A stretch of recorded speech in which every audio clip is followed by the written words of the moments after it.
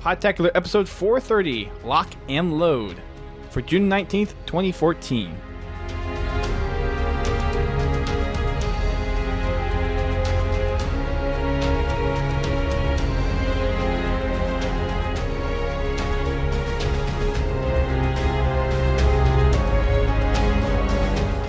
Hello everyone, welcome to Podtacular, the unofficial Halo Universe podcast. I'm your host, Duststorm, and this week we have two pretty esteemed guests this week, followed by one of our newly added staff members who was on before. First up, Godzilla Todd. Welcome back. Hello everybody, good to be back. He's taking Brent's spot because we can't figure out how to get his new microphone to work. So hopefully he'll be on next week. Sorry, that's another week of Brent that you guys don't get of his nice, deep, sexy voice, but he will return very shortly. No worries about it. And I'm pretty sure he's in the chat, so give him a shout out if you're listening to us live. We also have two people that were with me during the E3 experience that was completely and totally awesome. First off, Greenskull, welcome back. Hi. Hello. How was your trip back to Canada? So I don't think I told you this, but it's kind of funny. That who was it? Mark from Guardian Radio. He said he was going on about how the day he went home he was feeling really sick. I caught something when we were doing that last podcast at your place. I was hurting. I was like, man, I'm feeling sick, man. It wasn't good. So I had to I emptied my stomach in Eli's toilet. You're welcome, sir. What? Then, yeah. I didn't even it was know, stealth, dude. man. I know it was stealth. And then I was like, oh, dude, that helped. But I had to walk through lines and customs, and I was just like, oh my god. And it was bad, but it was Was that the alcohol? Oh man. No, it wasn't. It was just it was bug-y. It was just bad. Oh. Yeah. We're good though. I survived. Sorry, I mean, dude. it could have happened during E3, but it didn't, so that's good. So that's why you left your headsets on my coffee table. Yeah, because I just grabbed stuff and left. Yeah, okay, this makes more sense now. Yeah. I'm sorry to hear that. I wouldn't have put you through a podcast on the last night if I knew that you were feeling that horrible. Dude, it didn't even hit me till the podcast. Oh, okay. We were all passing out anyways. That's why we couldn't tell. Yeah. We're Someone done said in with the stream, E3. it sounded like we were sick and tired. We were definitely tired. Everybody was tired. But Greenskull was sick. Yeah. Yeah, I legitimately was. It was good. Well, that's good that you're feeling a lot better now. Yeah. No, once Eli's toilet saved me. I was so lucky. I was like, man, I know, something's got to come out if I'm going to survive this. And it happened. I forced myself to by standing up and tilting my head to the side. I'm like, this is a weird angle. There went all the pancakes from Santa Monica. Oh gosh. It tasted quite bacony. So I mean, it was just as good coming up as it was going down. There we go. We're gonna leave that story where it is, and the other voice that you're hearing right now is Naked Eli from the Naked Halo YouTube channel, What's going on, everybody? or the former Naked Halo YouTube channel. Exactly. Naked Have you Eli posted is that dad. vlog? I did, actually. Oh, cool. Very nice. Yeah, I don't remember when, but I did it. There were some pretty funny comments. I mean, so honestly, just by your angle, I didn't realize how wide angle your camera was. I thought You were in the whole video, I know, dude. I thought I was completely off screen, except occasionally, because Dust would sometimes twist the camera. I'm like, oh, that's when he can see me, and that's when I would talk and smile and stuff. And other than that, I'm just staring off, watching the TV and just listening and nodding People my head. are like, man, Greenskull looks bored of this. Greenskull's so bored. Is Greenskull drunk? And then, of course, a plethora of comments there and on Twitter that were like, Greenskull looks like pre-op Captain America. I saw I got that everywhere. There were so many of those. Wow. The before and after all in the same shot. Yeah. I'll need to go catch up on that video then. Did you actually cut it, or did you just do the one full take? For the most part, it was a full take. I cut out when the server would come in and randomly interrupts, when the guy comes up and he's like, dude, I love your camera. He's watching you filming me. I wish you kept That was totally random. I thought he was just going to say that and then walk away, but he kept asking. I know. He was watching the video as we were recording it, and you were just I totally would have left it in if he said one sentence and walked away, but he wanted to have a whole conversation about man, so you like the Samsung S4, the Samsung S5, look at that background. It's light, but it's dark. I was like, oh my God, I'm cutting this whole thing. And that wasn't our actual waiter, was it? It was someone else that brought out drinks. No, that was our waiter. That was our waiter. It was a server, a food server. Yeah. Yeah, but it wasn't our It's a waiter. boss. It was the server. No, our waiter was cool, dude. The dude with the tats. Yeah, he was No, pretty what? cool. I was certain Fashion it was advice. the exact same guy. I was certain we never No, had I was another... pretty sure it was a different guy. Nah, dude, totally different guy. Obviously, I was spaced out then. Yeah. Drunk on that one glass of beer. We were drunk on E3, or at least me and Dan were. I've never been drunk. George being an On E3 E3 veteran over Proud here, of showing us the you. ropes. Very Yeah, cool. never have I ever been drunk. All you need to drink now. I've been drunk only once, so I think I've told that story before on here. Don't get me started on this one. Yeah, we know, Greenskull, you like to party. Man, I'm hammy right now. I woke up and had a couple shots of tequila. Woo! Oh boy, this is going to be a very energetic podcast, I can tell. So from what we heard last week, we talked about the Master Chief Collection a little bit with Halo 1, 2, 3, and 4 coming back, Halo Nightfall, and the Halo 5 beta. If you listened to episode 428, then you got to hear all about that with Naked Eli and someone else that we got to talk with and meet up with, which was pretty cool. Goes by the name of Shane, H2O, shoot, I forget what it is. He was one of the OG 14 people who stayed at the end of Halo 2 Online. H2O Shaggy. Shoagie. He's part of that's the guy side of the PMS clan, the H2O clan. Like Eli said, he was one of the 14 that stayed on Halo 2 until Bungie had to close the servers down. Not the Xbox Live servers, but the Halo 2 servers.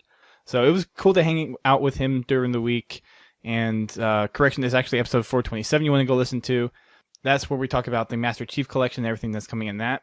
But we didn't get a chance to talk a lot about Halo 5 and what we got to see from the teaser during the Xbox media briefing and talk about some of the Halo 5 beta stuff that we'll get to see coming in December.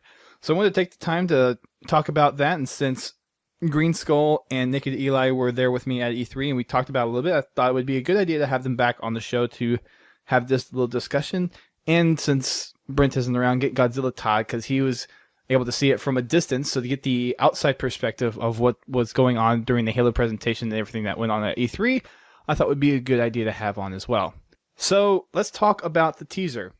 Opening the presentation of the Xbox portion for the Halo stuff, we had this teaser. It was kind of the Halo 2 cinematic that's been redone, showing Master Chief taking the Covenant bomb back to the Covenant carrier. But instead of it being actual cinematics, it looks more like it's a holographic projection after a little while. And we learn that the mysterious Spartan is named Agent Locke. His name is John Locke, and you think he's a good guy at the beginning, but he turns out to kind of be a bad guy, and it's all kind of confusing, and you don't know if it's real life or they're in limbo, and then, they try to go back to the island and things like that. And then Greenskull makes a video, and then all these people get mad and ragey in the comments. That's just kind of the way life goes around the Halo universe, isn't it? Stuff happens, and you post videos, and then people just go crazy. Yeah, Greenskull, you're stupid. Yeah. That was half the comments. Greenskull, none of that's Everybody's ever afraid going to to share their happen. opinion.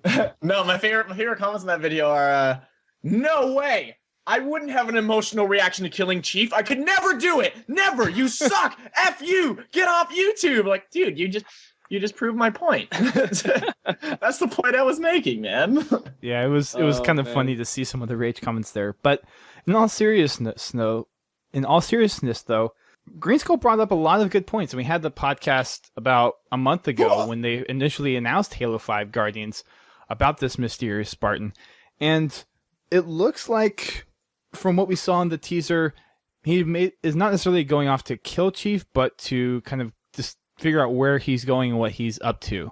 Indeed. Or capture him, or essentially, the word we can use is stop him. Right.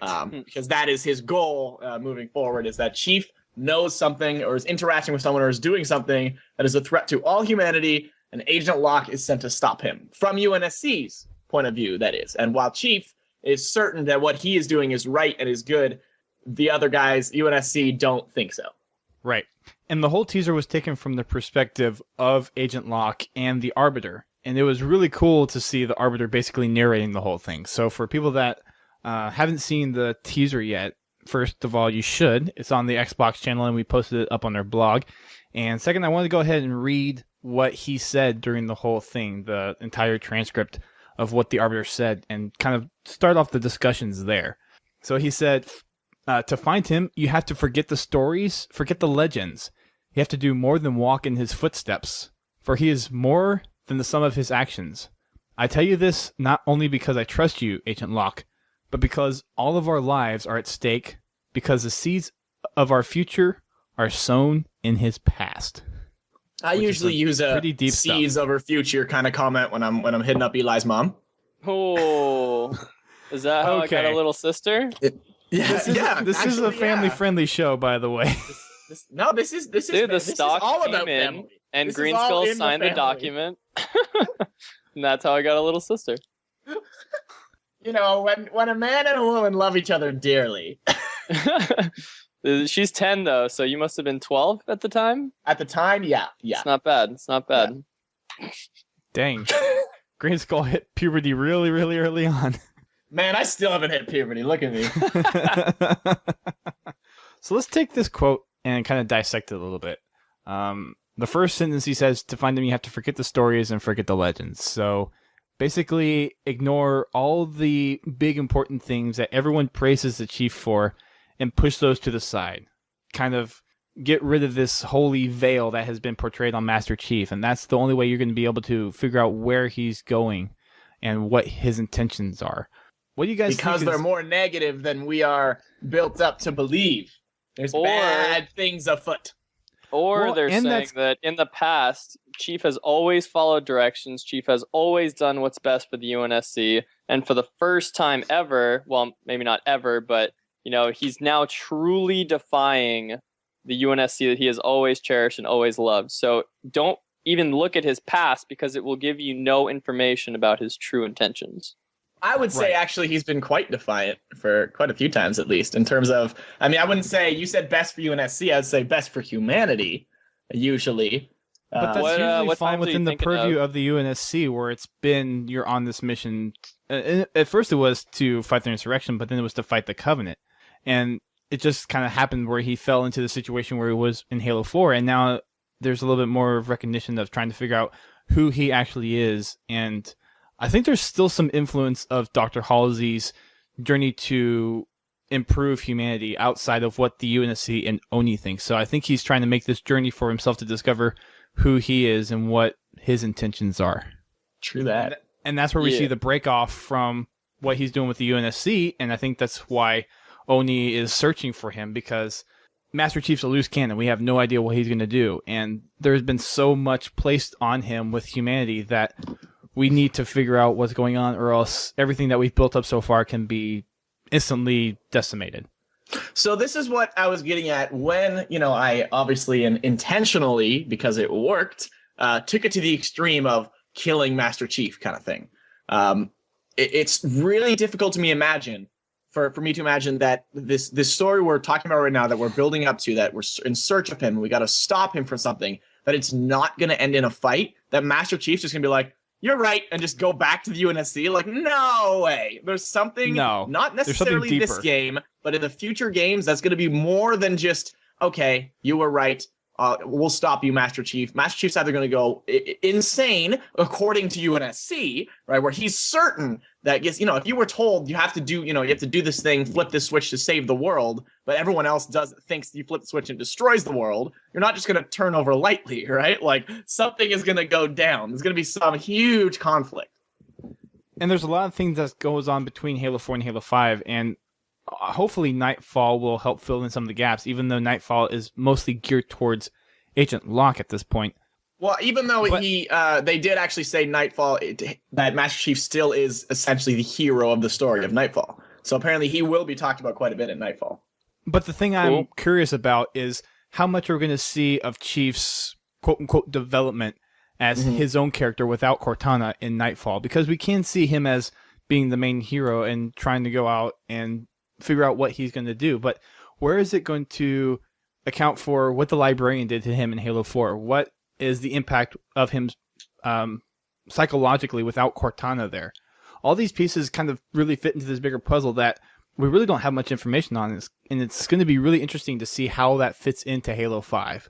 And I know we're going to get a lot more information with Escalation, but and then Nightfall is going to reveal a lot more. And I'm hoping that's when we're going to see the effects that immediately follow from Halo 4 of Chief kind of realizing that he does have this emotional side that he has without Cortana there. Well, clearly he's searching for Cortana if the Halo 5 trailer was indication of anything last year. And the big old thing that comes up out the ground has pretty much been confirmed as Mendicant Bias, right? Who, if you haven't read the books or followed the story, was an AI 100,000 years ago that turned against the Forerunners and actually worked with the Flood to take down all sentient life. And only after they created a new AI called Offensive, is it Offensive Bias, right? Yeah. Who Offensive Bias. Yeah, he defeated Mendicant Bias in this gigantic space battle. And only then were the pieces of Mendicant Bias saved and stored in High Charity, which gave all the information to the Prophets in the first Halo trilogy, right? He was sort of that driving force behind the Prophet of Truth. And so now Mendicant Bias seems to come in a physical form, and he is completely, he's apologized numerous times for the pain and suffering he caused the Forerunners, which are the descendants of humanity. And I think that Mendicant Bias wants to help Chief find Cortana at all costs. And I don't know why. I'm curious, do you guys know why that might be against UNSC protocol? Do they have other missions for Chief that they don't want him spending his time looking for an AI that they consider already lost? I think it's a lot more, not necessarily about they want him to do something else, but judging by just all these little quotes we hear and all this, teased information we see about Halo 5, that Master Chief legitimately is about to do something, or he has a partner in crime like Cortana or someone that is about to do something that's really, really, really bad, like almost like equivalent of activating the Halo rings, right? Because let's start at the beginning of Halo CE, right? They're like, oh, we've got to do this kind of thing, and it's like, no, wait, this will blow up everything. You know what I mean? Like something they're so certain of doing that it's just gonna just destroy everything and just ruin humanity, that they're certain that this is what they got to do, and UNSC, I think, or Locke in particular, is got to make this not happen. I don't know. I think it's more subtle than that. I think just having Chief not under UNSC control is, and possibly Cortana not under UNSC control, is the catastrophe. Like, Cortana is arguably the most advanced weapon that humanity has. And Chief is, the most advanced physical form that they have. So they've just lost, think about it as two giant nukes that can take out a planet, right? Like, these are two of the most coveted things that the UNSC quote unquote owns, and now they don't own them anymore, and they're worried what might happen to them. I have a feeling it's something to do with Chief's story with the Forerunners past. I want to say there's going to be some tie to the Librarian, even though we haven't seen too much of it. But there's a lot of questions still behind what the Librarian did to Chief, other than just make him immune to the Composer. But also, what did she do to Cortana? We have no idea what happened during the time that he was with the Librarian, and the Librarian could have done anything to Cortana to maybe upload her to the domain, or maybe fix part of her rampancy, so she could come back in another form like that. And there's a bunch of other variables that you have to take into account of. I think this Agent Locke thing is definitely one side of the puzzle that will help introduce us into this bigger story that Chief is going on with his next big journey. I mean, we've heard over and over again that this new Halo journey is going to be all about Chief finding his way within the next few games that they're going to come out with for Halo. So what is that journey? I think is going to be the starting point of where Agent Locke starts to really dive into where Chief is going, what Chief has done in his past, where do all these ties end up? And I think that's what they're trying to figure out, is where is Chief going with all this? And is that thing a threat to humanity as we perceive it? Because it could be something where humanity is set on this evolutionary path that the Forerunners have laid out, because the humanity is the descendants of the Forerunners, and the Librarian has this intricate plan for humanity to take back the mantle and get access to the domain. So maybe this one thing that ONI and the UNSC are afraid of is that Chief is trying to go and achieve this for humanity, and ONI and the UNSC are like, whoa, not so fast, Chief. Probably because they want to be able to control that information. Right, they want to do it from the from an agency perspective. They don't want to have like one person, maybe the chief, be the entry into this new era of humanity. They want to be in control of it. It's freaking Oni, for crying out loud. They want to be in control of everything. I think it's pretty safe to say that in the next 3 games, and I mean we already see it as such, we're going to start in game seeing Oni and seeing UNSC as a lot more of an evil entity. I really think we're going to start disliking them a lot more, like these shady whatever things do. I mean, just look at Agent Locke, man. Like, listen to the music that's played while he's talking in that E3 collection trailer. Like, it's like a very dark version of the Halo theme. Like, he's an ominous dude. Well, that's the Arbiter speaking. That's not Agent Locke. No. I'm not saying. I'm just saying. But look at him. I'm not speaking. I'm talking voice. I'm talking about the music and just look at him. Like, it's even from the first thing we saw of him. Like, it's we're gonna start seeing. We've always not liked Oni, right? Like, for the most part. I mean, even the beginning of Halo 4, like how that dude's like quizzing Halsey and like being just a big tool about it. We're really not gonna like them moving forward. Well, then if you look at the Kilo 5 trilogy, you see how much we hate Oni then too. Oh yeah, exactly. So all the backstabbing and causing civil war amongst the Covenant is just like, whoa, what are you doing? Well, there's that piece, but then there's also Osman, who's taking over from Parangosky, and she's actually a very likable character. So it's also possible that we could start to see a new type of Oni, and maybe see a split within Oni between the ones who are doing the old evil things and Osman, who actually has a conscience and actually has ties to the chief, and is a Spartan herself and wants Chief to survive. Like, I see that conflict there would be very interesting to explore in the coming Halo games. I don't know. I think she has some very adverse feelings from the Spartan program because she was one of the failed Spartans and having all the physical defects from Halsey's treatments. While she was part of the program, she's not officially a Spartan. Right, but she still respects Spartans and feels for them. Like, sorry, what's the female Spartan's name? Naomi, right? And she totally loves Naomi and just wants to be there for her and almost be like a motherly figure and take care of her. And I think she might feel the same toward Chief. Yeah, I think all of her animosity was directed towards Halsey. Yeah. She holds Halsey responsible for, all the things that happened to her.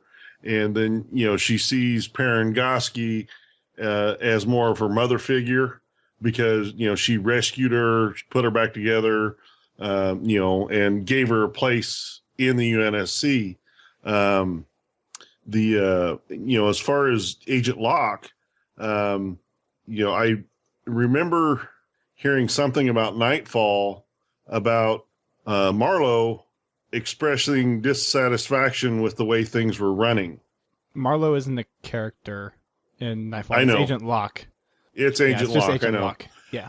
He was having troubles with some of the things the UNSC was doing as far as a personal battle within himself. Some of the things that they were asking him to do, he had problems with justifying it with his own conscience. Let's put it that way. So you think that he isn't going to be like the stone cold killer that he was portrayed as? I don't know. What I'm thinking, and this is just one possibility, is that, Oni sets him on this mission. And through his efforts to find the chief, he learns more about the chief. It looks like a lot of the learning that's going on is through. I mean, we see the hologram projections of him going through Chief's history and him talking with the Arbiter. So it already looks like he's going through the history of Chief. I think from the standpoint of trying to figure out what he's doing, though, that's going to be part of the journey that's they're on. Because, like the Arbiter said, you have to forget the stories, you have to forget the legends, you have to forget what he did in the past in order to figure out what he's going to go do. Well, continuing on what Todd's saying here, I don't know if you're going the same way I am here with what you're saying there, Todd, that I think there's essentially 2 ways that this is going to go, right? Either Locke is going to be a super antagonist to Master Chief and essentially like end up fighting him, end up capturing him, doing something like that, or B, he learns of something Master Chief has found and what Master Chief's up to and totally sides with Master Chief and realizes that the people who's with, who Oni and UNSC, are the ones that are wrong. There's really only 2 directions it can go. Yeah, that's kind of the way I was looking at it. Because, with what the Arbiter said in the trailer, he said you need to look, you look past that. Well, maybe he's saying look past all the hype, all the official reports, which were undoubtedly modified by Oni. Look past UNSC's footage. You look past what they're censoring. Look past the old stuff and look at what he's up to now. Right? Yeah, because any military, it doesn't really matter where you are. They're going to censor the footage to make it look good for them. That makes me excited that hopefully we'll see this in Halo 2 Anniversary. I would love to see something, because as you can tell, they are these remastered cutscenes with Agent Locke, right? So we know what the cutscenes are. We're familiar with them. What if we do see this cutscene that we all know so well have parts missing, have parts blacked out, have parts blurred, right? I totally see that happening. And the whole time we go, wait, we know what's supposed to be there, but it's not there. I don't think they would do that from the standpoint that they want people that didn't play the games before to experience Halo 2. But there's very small things that everyone it would seem insignificant, right? Like if there's a blur over what Master Chief's holding or something like that, right? That it probably wouldn't even matter. Like I could see them pulling it off and not compromising the integrity of the actual footage. But I don't know. I think I would side with Dust on this one. Yeah, I don't think it would work for new players to the Halo 2 Anniversary experience, but I could see that happening maybe in the terminals, which are brand new for Halo 2, that they could totally put in modified content of some sort or just completely new content regarding the future of Halo. But look at this. I think that's where they're going to put the new content, because you don't want to interrupt the flow of the original cutscenes, because you can't go back between the old cutscenes and the new ones. They already are, is the thing. So here's what I'm getting at. Why? Well, no, they're just remastering them. Like you can play through Halo 2. You can play Halo 2 through the old way through a campaign. You still go through the in-game cutscenes and everything. Everything is still there. But we're already seeing. So these cutscenes are like we see here, where we see him looking at the hologram stuff. They're already compromised from the original version. They're already different. There's already little bits and pieces we won't fully see as they originally were. So I don't think it's that out of the question to make minor changes, because we're already seeing him pull out. And then, like, they're going to cut away a few seconds because we're going to see it. We're going to look at Marlowe's visor or Agent Locke's visor kind of thing. So I don't think it's not as already perfect as they already were, as you seem to be interpreting them as. I can see them altering the cutscene, but I don't think they'll cut out pieces of the cutscene. I can see them modifying, but not completely cutting out sections. Well, I mean, that's not exactly what I meant, but whatever. The original cutscene where he gets, he does the bomb, they did alter. But I think they altered it just for the trailer. I don't think when they actually do the cutscene for the game that they will alter it from the original. Now, the part where they said they have a new prologue and epilogue to the game, that will be interesting to see what they do with that. Because that's supposed to hint directly towards Halo 5. And the terminals are supposed to as well. And I believe that's where we're going to see the Halo 5 content be put into Halo 2, is through the terminals and through the prologue and epilogue. Other than maybe tweaking how look. I thought it was already confirmed that every one of the new remastered ones we will see similar to that style, where we'll see it and then we'll see Locke and we'll see him looking at the hologram stuff. I thought they already essentially confirmed that. Wait, what did they confirm? That Locke is in the terminals for sure? Yeah, that all of the Halo 2 remastered terminals are just like this version we saw, where Locke is watching the holograms of Master Chief. Yeah, terminals. In the terminals, but I meant not the terminals. Sorry, I meant to say the cutscenes. No, I'm almost certain they confirmed that. Okay, I'll look this up while we continue discussing that. I've heard some people rumor that, but I've never heard any confirmed statement from 343 that they altered the cutscenes, because they're pretty adamant that Halo 2 is exactly that. It's Halo 2. The only thing they did is go in and remaster them to bring the graphics up to current gen. They're still stacking two engines, the new graphics engine over the original gameplay engine. Everything I've heard, they're pushing that it's just like playing Halo 2 back in the day, except with the upgraded sound and upgraded graphics. Slight modifications include no super bouncing. That was confirmed. And what was the other thing? Was that not only confirmed for the new maps, though? Because they explained the reason it wouldn't work would be because of polygon changes. And the only place polygon changes will happen are in the remaster maps, not the originals. Right, so the glitches will not work on any of the remastered ones, but everything the old that ones was there... Yes, the old ones up to where they were for the latest patch, the latest version of Halo 2, those glitches still work. But for the 6 remade maps, which Ascension is one of them, they will not work, because those are completely remade. And those are used from different parts of the engine, from the Halo 4 engine, from the Halo 2 engine, and all that stuff. But the original maps are still on the disc. I mean, the unremastered ones, right? No, Ascension is Halo 2 Anniversary Ascension. That's the only copy of Ascension that you get. Are you sure? Yes, I talked to Bravo. Really? Yes. Did they confuse that one up then in their explanation? Because they even showed pictures of the old one, like as though we also No, that was when you press the button and it swaps into. No, but you can't do that in multiplayer. graphics. Like they showed the old school multiplayer screenshots too. I thought that was just from... a side-by-side comparison. That was not from the same engine. Ah, man, that's really disappointing. Yeah. I thought you could switch to old time mode like in multiplayer too. Not in multiplayer, no, I don't think so. Just in campaign. Just in the campaign. Oh. See, folks, There's we're only answering 6 questions maps left and right anyway. here. Yeah, it's only 6 of them. But it's going to be 6 where maybe they were super bouncing. Like if Zanzibar was one of the 6 remade, you're not going to be able to do that super hope bounce. so. That's so strange to me. I feel like we should still keep an open mind regarding that, because it would be very odd to me to not also include the old ones. Considering if you look at the screenshots of like the map selection screens, they show like Halo 2, Ascension, an Anniversary Edition. So I don't know why they wouldn't also have the old version. That's really weird to me. I feel like Maybe a lot of by it was putting so 4 games on the disc, they ran out of disc space. Those 6 maps, like, come on. No, I'm pretty sure it's not a disc-based issue. I think it's just an anniversary treatment that they're doing for those 6 see, maps. I guess, for this. but that's weird. Yeah. I mean, that's what I asked, and that's what he said, was that there's the classic maps will have everything that you know and love from the original game up to the latest patch, and then there's going to be the 6th anniversary match, which are based off of a combination of the engines, and those will not necessarily have those glitches in there. They replaced the original maps in the game. Pretty much. Why wouldn't they just redo all the maps? Because obviously, You know how much time that would take? Well, I think part of it was they wanted to, preserve, how everybody they wanted Halo 2 back.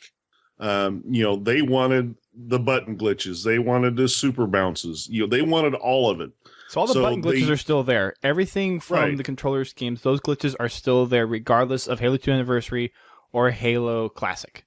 But Todd, and that's exactly why I'm saying that it's so weird that, like, I totally agree with you that why would they have this vision of preserving and then not also include the 6, insanely small data maps, right? It's crazy to me to assume they only bring the remastered ones in.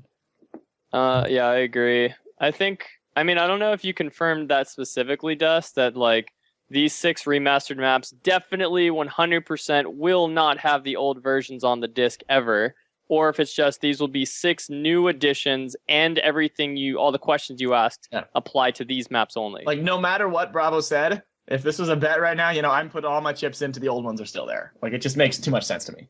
Okay, the way I understood it from talking with him, because I had him clarify it for me, was that there's the 6th anniversary maps and then there's the classic. Maybe I misunderstood and that all of the classic maps are there, but from what I talked with him about, it seemed like the rest of the classic ones are there and then there's the 6 remakes. So I'll see if I can clarify that, but that would be us then.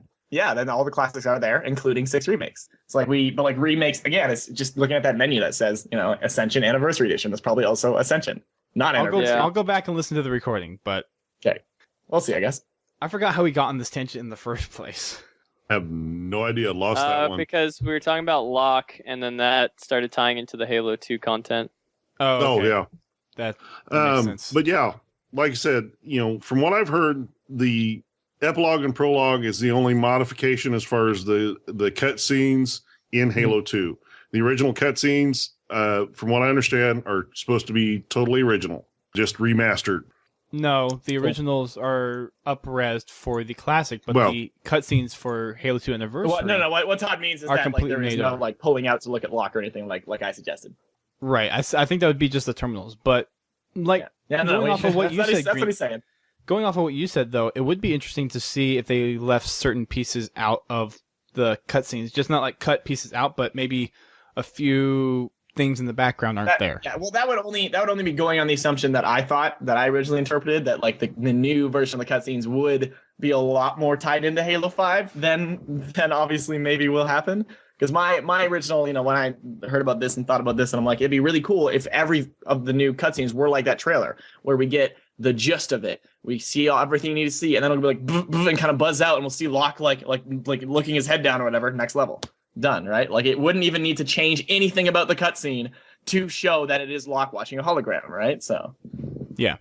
Anyways, next little phrase that we have the Arbiter say, which we haven't even gotten to yet. He says, you have to do more than just walk in his footsteps, for he is more than the sum of his actions. That last piece kind of gets me a little bit, saying that he's a bigger man than all the stuff that he's done in the past. He has a lot more influence on what he can do than what the past has shown him to do, which is kind of cool to see them really bring out how important Chief is to the universe, and really kind of reflects on how much of this journey that we're going to be going on with the Chief is important to the franchise going thereon. To say that, yes, Chief is still a very important figure is kind of a good relief, I think, for people, knowing that Chief is going to be here for a good while longer. We're going to see him go down this path, go down this journey to see where he's going. And Agent Locke is going to track him and maybe be there for the ride. We don't know. It may be something that we'll have to wait until Nightfall to come to get more information behind that. Or maybe we have to wait till Halo 5. Man, you looked into that way more than I did. I just heard it as a generic philosophical statement. Like, Chief is more than the sum of his parts. Like, yeah, duh. That's I agree that I think it just goes along with everything else that's said there, right? That, like, look, Chief is important. Carry on. Yeah. But doesn't the Arbiter always have, like, very intentional things to say behind his words? I don't think he would say something just like that generically. Yeah, there's always thought behind, a statement that the Arbiter says. Even from the stuff that's in the books and in the previous games too, when they were writing his lines, there always seemed to be a little bit of forethought before he made the statement as far as, what was actually said. Again, I think that is leading towards, if he's not an antagonist, that maybe he's there to help Chief, to learn more about Chief's personality and to see the journey he's going on wherever he's going with that chip. Right now, we don't know whether he's going to be an antagonist or end up being a ally protagonist down the road. That's something that right now it seems like he's going to be more of an antagonist, trying to go and find Chief and stop him at all costs. That's at least the start. Down the road. Yeah, that's at least a start, and we'll see. Like Greenskull said, it's going to be one of those two options. Either he's going to be there to stop Master Chief, whatever he's going to do, or I don't know. It may be to the point where he's too late to stop Master Chief, or he's going to find out what Chief is really up to, and maybe understand or along why. The way he'll realize that Chief is right and be like, "Yo, UNSC, you guys are doing it wrong." Wait, has anyone talked about like the Arbiter? It's the UNSC version of the Arbiter. Exactly. Has anyone talked about how Halsey relates to all this? Because I feel like Chief was searching for Halsey in Halo 4 in order to aid Cortana, who I would argue is his now primary objective and has been for some time. And I don't know, it seems like they would be worried, since Halsey has kind of turned on them because they were jerks to her, that now Chief might team up with Halsey. And maybe Locke will come into this and play a factor in this, or he might try to convince Chief to not work with Halsey, or maybe. How cool would it be having Halsey as your replacement for Cortana for a game?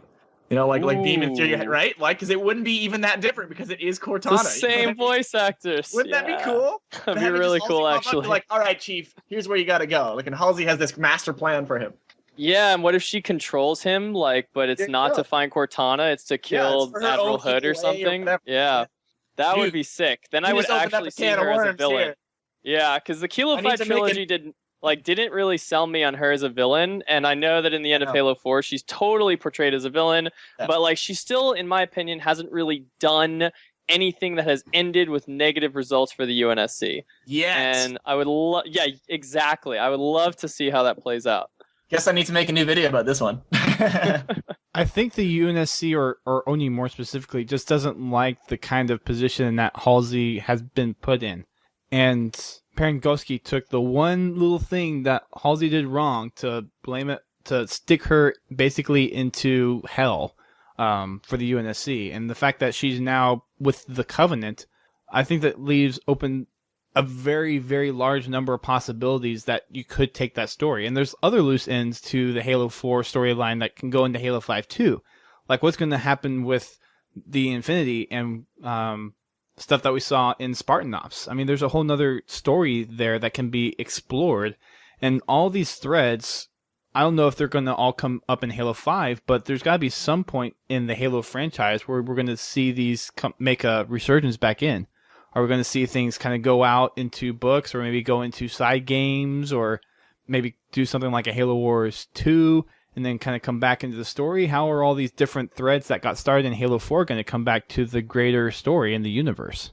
And I think Dr. Halsey is one of those threads that will probably play a little bit more influential piece in what Master Chief is doing in Halo 5, but I think we still don't have quite enough information to know what she's going to do from where we left off with Halo 4, because we have the two halves of the keys that are still being separated.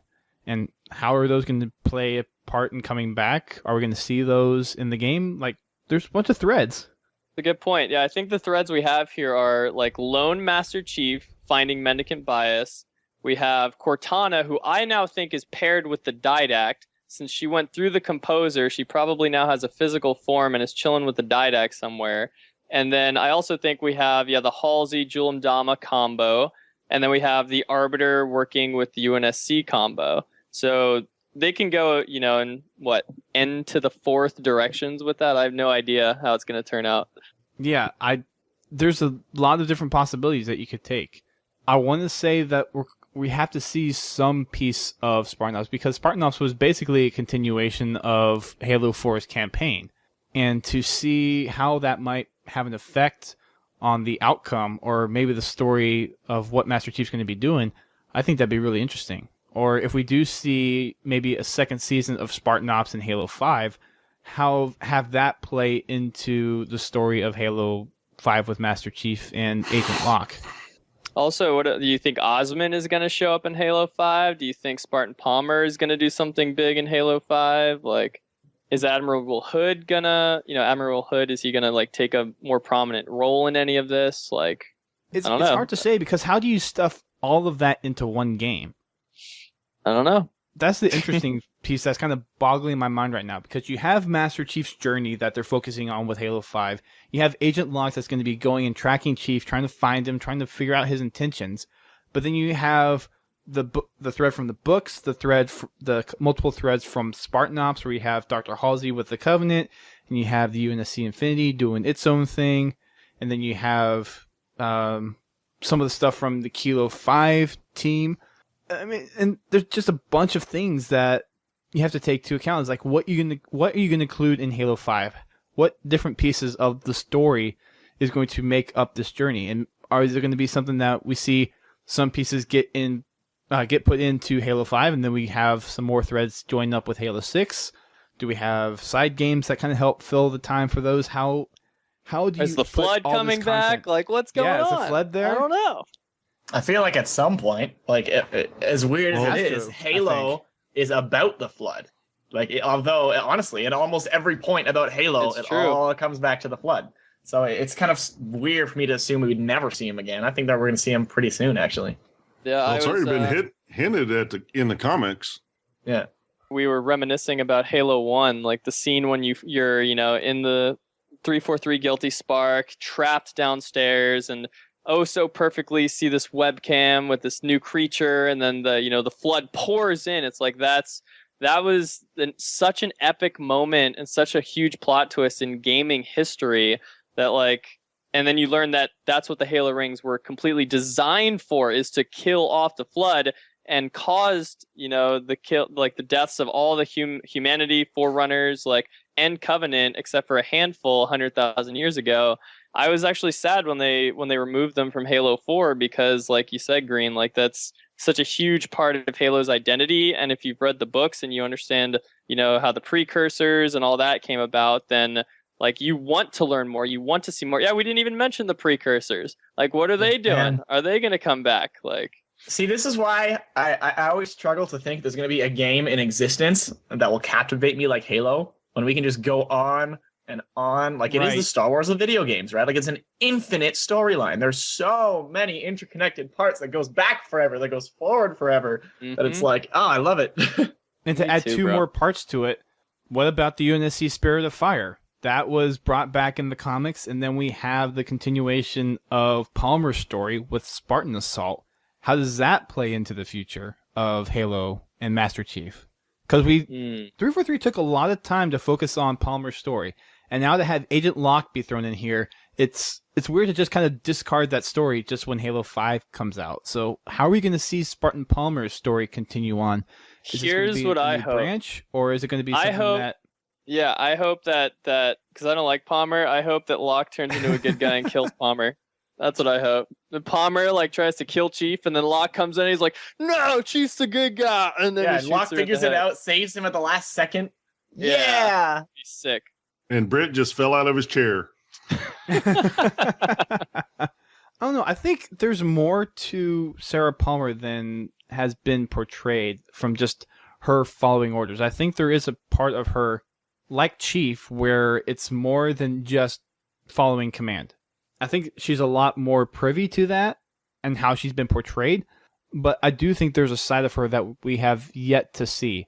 And if 343 continues on with that storyline, which I hope they do, I think we'll see part of that maybe come back into the storyline for Halo going down the road.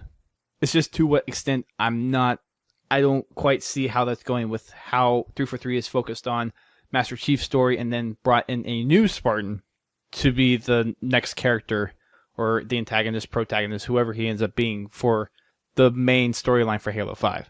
Yo, what happened to Gabriel Thorne? That too. That's another thread. I think they've invested way too much time into Palmer just to, magically that she disappears. Whether she makes an appearance in the game or not, maybe in some cutscenes or something like that, or in a Spartan Ops Season 2. It's possible they just move her into the keeper in the comics or in the books.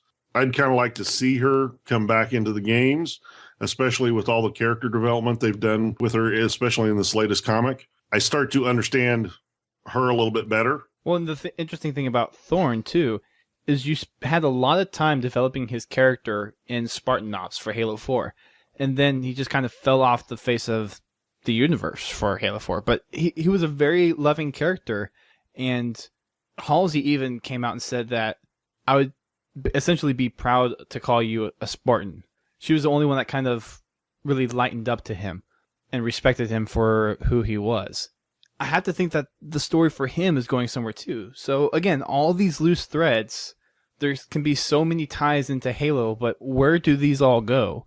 I don't want to see just Locke be there for Halo 5. I want to see how the rest of the story that they've developed over this last year and a half for the Halo franchise ties into Master Chief's journey going from here on out. See where all the pieces fit. Yeah. Because, all of it means something. It all relates to the story. It's just as to where. I was thinking, why would they be chasing the Master Chief? And then it popped in my head, the Janus key. Maybe he's stolen the Janus key and he's still looking for mendicant bias, but he's also trying to locate Dr. Halsey to get the other half of it, to access that information, which would be information that ONI doesn't want just anybody to have. That's information that they would want to control. I think the story is a little bit bigger than just the Janus key, but I have to think that plays a big role in it too. Well, I mean, that's not the only part of the story, but that's maybe what initiates ONI sending Agent Locke after him. It's just a thought that just popped in my head. I guess I'll think about that a little bit further before I speak up on that thought again. But we have a lot of threads, and we've talked about a lot of stuff, how Halo 5 can go from here on out. I think we've covered a lot of info already. But I want to take a little bit of time to talk about the Halo 5 multiplayer beta that we're going to have, because I think we've exhausted the campaign piece enough for today until we get some more information, which we're supposed to be getting a little more info about Nightfall at Comic-Con, I think. So hopefully that's what I heard. Stuff there. Yeah. So from the Halo 5 beta perspective, a lot of people were confused or had a lot of concerns about the naming of Spartan abilities instead of armor abilities. They did come out and say that they're not the same. It's not going to be the things that we remember, but it does kind of leave some questions as to what are Spartan abilities. And Eli, I think you're probably the most qualified here to talk about that. Like, what do you think they could do for Spartan abilities that sets it apart from some of the other stuff that we've had in Halo Reach and Halo 4 that could be not as detrimental, or from people's point of views, not as bad for the Halo franchise? Well, I'm sure there's a lot of ways to interpret it. I think two obvious ones are, one is that they won't be armor abilities that you can put into a loadout and just spawn with immediately, right? These could be, instead of like power weapons, they could be power abilities that are laid out on the map, and then one person has access to that power up, kind of like an invisibility or an overshield, but instead, it gives you super strength, or like a ground blast that takes out 3 guys around you. They could do all sorts of cool stuff with that, like X-Men powers. You could have Cyclops laser vision. Like, I have no idea what they're going to do with it. So it could be, one, a pickup on the map, or two, it could be sort of like Destiny, where it's a super, right? That you pick this in your loadout, and then over time you have a meter that fills up. And as you get kills and assists, or as time passes, that meter slowly fills up. And then when you hit the tip of the meter, you're full, you press a button, and then boom, you like do a ground pound, or you like shoot your Cyclops laser, whatever that power is, whatever they want to put in the Halo sandbox. They now have powers that are given to the Spartans, these Spartan abilities that load up over time. I don't know. Maybe. That'd be interesting. Maybe. I mean, you're kind of the what else do you think multiplayer it could be? experts here. So there was I'm not an expert. You're the most qualified among us, I think. Okay, if you say so.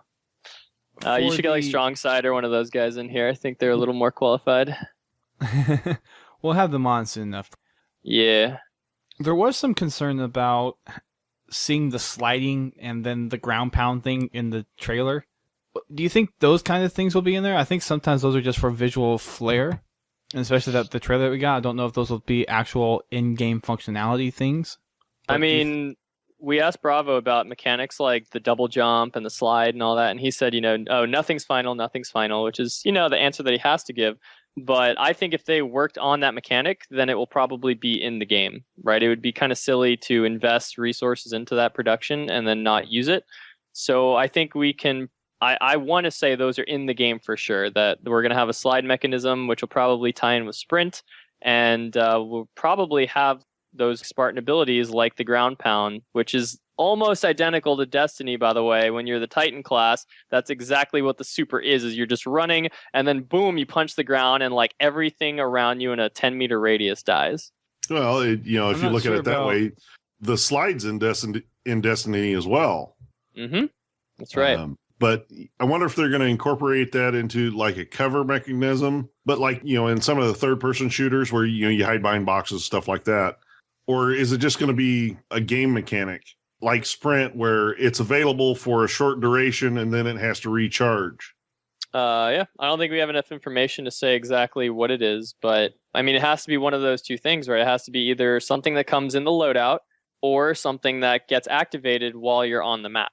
And I don't know which direction they're gonna go with it.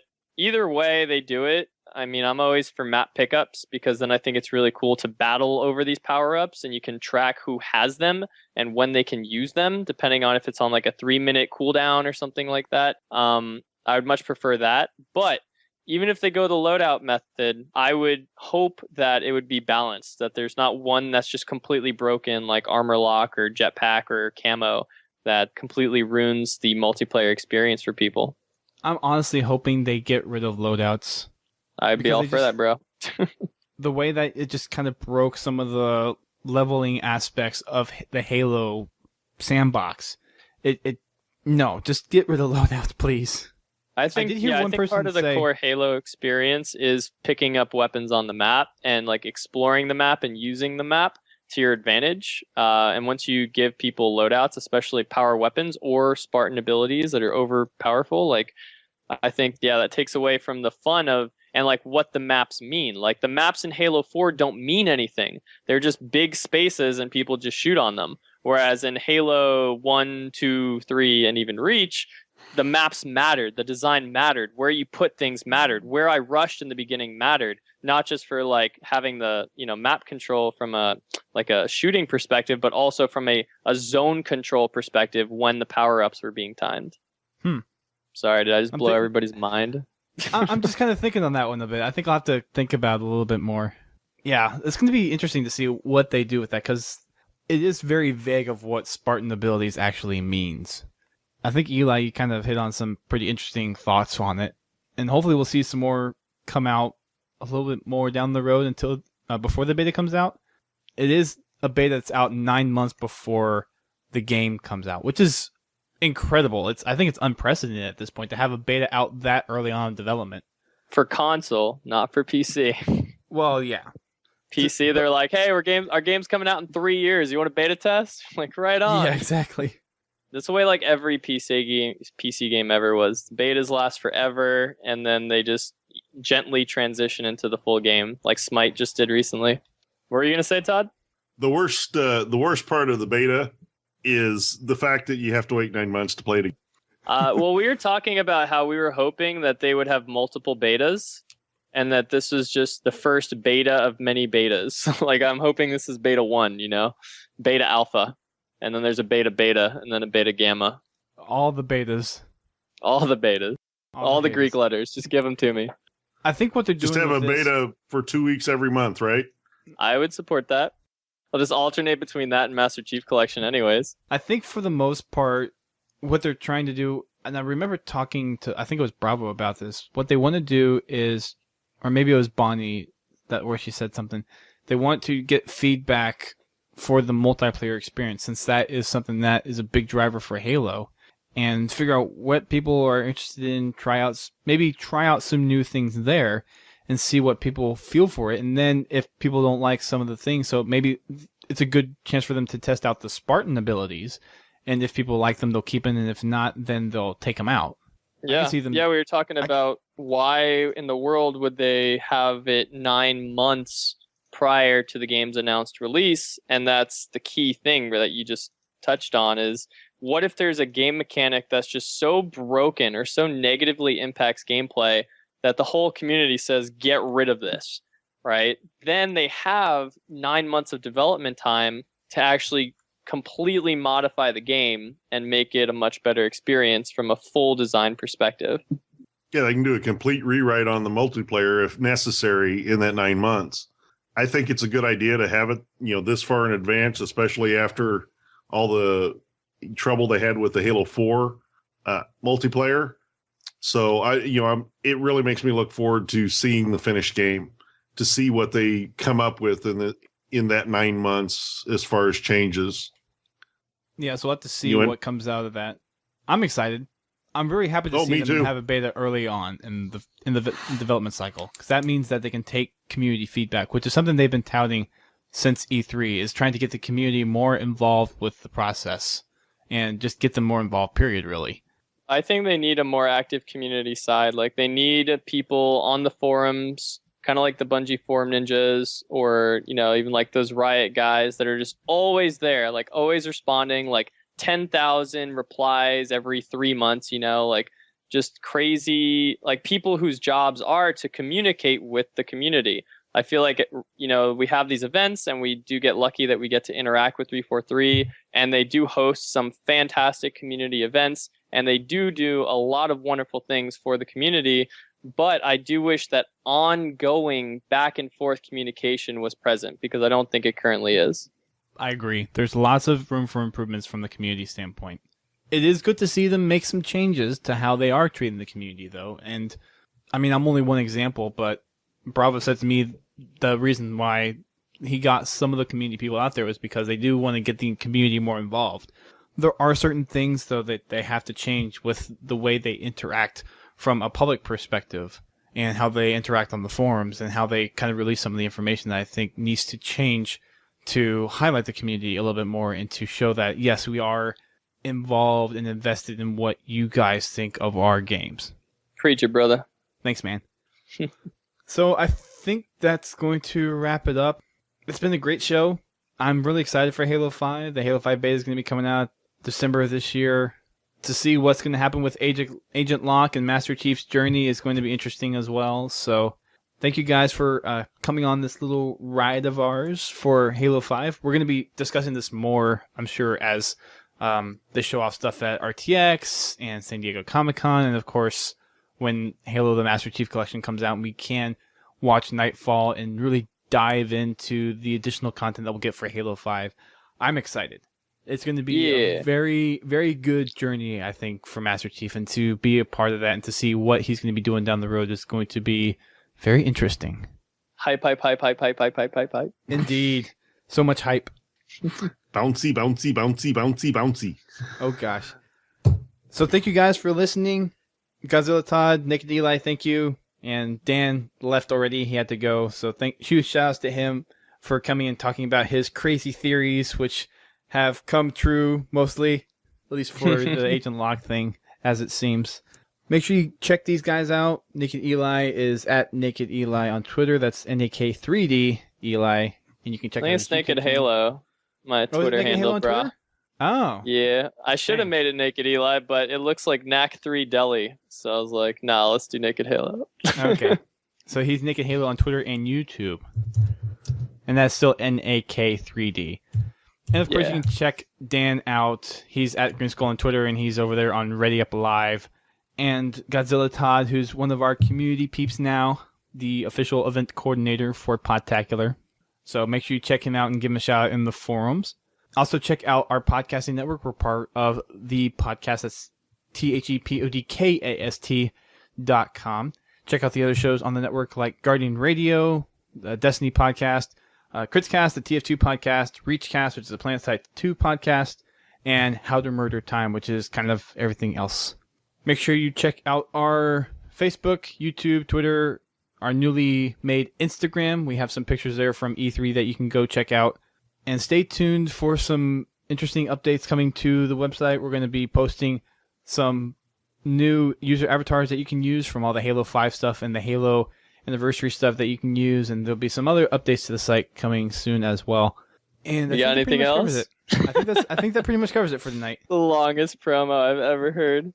Oh, and if you are pre-ordering the Master Chief Collection, make sure you go to the homepage on our website, podtacular.com, and there's a widget on the right. You can use our Amazon affiliate link and go and get your copy, and we get a small portion of that back as well. Support Podtacular, support Halo, go do it. I did. Yeah, Yay. I will. Awesome. Thank you guys again for being on the show. Thank you for our live listeners who listen to us on Twitch. I think we maxed out at 25 today, which is awesome. Thank you guys so much for tuning in. Remember, guys, if you are available, Thursdays, 8:30 p.m. Eastern Time, be there, join the discussions. And until next time, keep on fragging ONI. Yeah.